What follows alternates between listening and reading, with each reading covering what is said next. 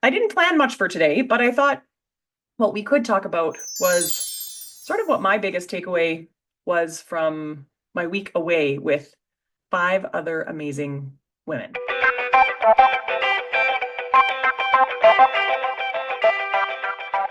So, six of us went away together. The six of us have never traveled together before.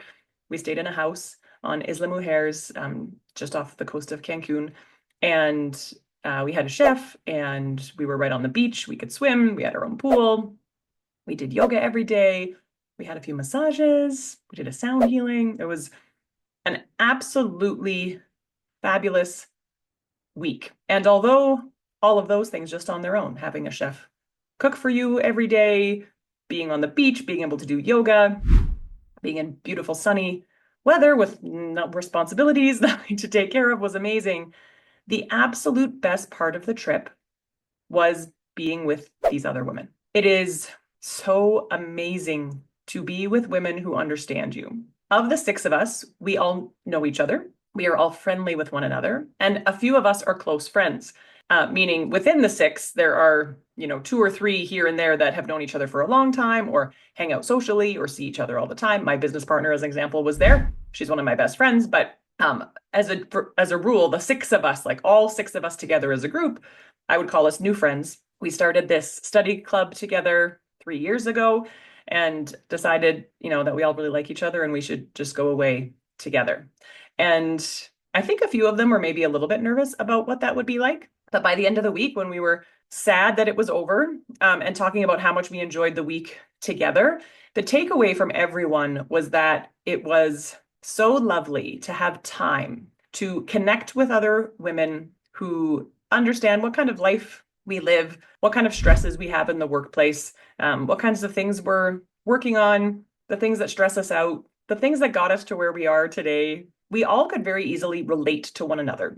And so all I wanted to talk about very briefly today was that I think it's really, really important as we get into adulthood, and I find the older I get, the more this is true, it can be difficult to maintain really good friendships with women who you can relate to on many levels. I have lots of friends that I speak to. I wouldn't say lots. I've never been a huge group of friends person, but the friends that I've had since high school or since university. And we all, of course, enjoy each other's company. But we have less in common over the years than we did before, just because of the lives we're living and the careers we've chosen and the path we're taking and all of that good stuff. And the best thing about being with women who understand one another is that there wasn't a lot of judgment. There was a lot of acceptance. We talked a lot. We all planned on reading several books over this week, and I don't think anybody read very much at all because we ended up sitting around talking, sharing the things we've learned, sharing what helps us get through our days. We talked about parenting. We talked about our spouses. We talked about our workplaces. We talked about our childhoods. We talked about everything. And I know the comment that I made on the last day was that I had so much gratitude for a group of women who I could hang around and feel safe to be me. I could speak without filtering. I was not worried about judgment. I knew they were there for support and that they were accepting. And I hope that you have that in your world. And if you do, yay, I'm so happy for you. And it's not that I don't have it. I don't think I have it like I do have it now. After that trip together and we rebooked for next year because it was so good, we're going to try to do this annually.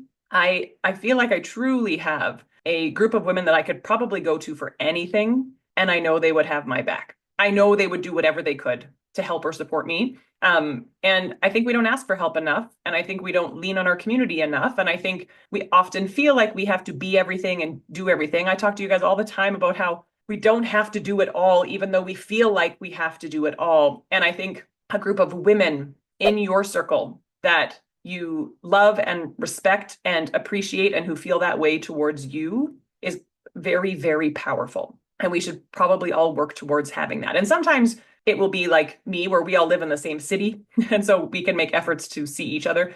But I don't think you have to be physically in the same space for that to be the case.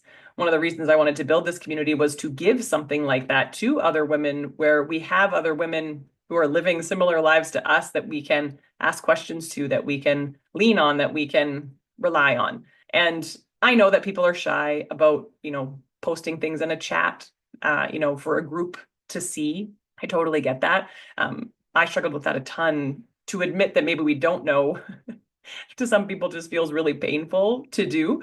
But I'm hoping that we can create more and more of that, of using each other and relying on one another and feeling like we're building a community that's really awesome. And you want to share that with someone who understands how awesome that is. I have some friends I can't share the awesomeness with for various reasons. And so you need both sides of that. So I just want you, because I did so much of this over the last week, consider who's in your circle. Consider who you would like more of in your circle, in your world of women you can speak to, you can ask questions to, you can celebrate with, you can cry with, like all of it. And see if maybe there's a room there for some change, to bring more people in, to get more of what you need, whatever that is. The six of us left the week together with renewed commitments to ourselves to do things just for us. That's what this week was. It was a week just for us. To do things just for ourselves, to prioritize taking care of ourselves. Self-care is something a lot of women struggle with.